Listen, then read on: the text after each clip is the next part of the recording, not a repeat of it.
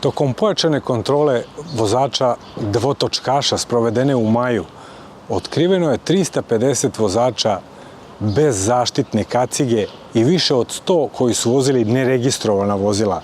Među njima je najveći broj oni koji su vozili električne trotinete, jer mnogi možda i ne znaju da upravljanje električnim trotinetom nije dozvoljeno bez one nalepnice Agencije za bezbednost saobraćaja koja potvrđuje da je vozilo legalno. Podsjećamo samo na neka od najvažnijih pravila kad je u pitanju vožnja električnog trotineta u Srbiji. Vozač mora na glavi imati zakopčanu homologovanu biciklističku kacigu, ona ne košta mnogo, nekoliko hiljada dinara. Mora imati ovu nalepnicu Agencije za bezbednost saobraćaja čije vađenje košta 2060 dinara sa sve taksom, a kazna ako je nemate je 10.000 kao i za kacigu. I još jedna vrlo važna stvar, prvenstveno treba da je zapamte roditelji.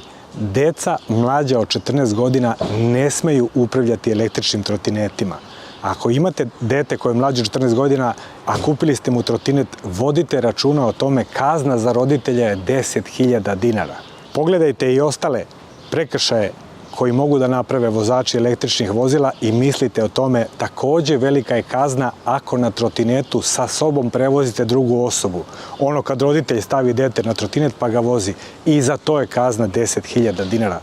Budite odgovorni, budite svesni da su vozači trotineta vrlo ranjiva, jedna od najranjivijih kategorija učesnika u saobraćaju. Njihovo vozilo nije dovoljno stabilno, nema tako dobre kočnice i ne zaboravite još nešto, ako vozite električni trotinet ulicom, a ne biciklističkom stazom ili biciklističkom trakom kao što je propisano, morate na sebi imati svetlo-odbojni prsluk.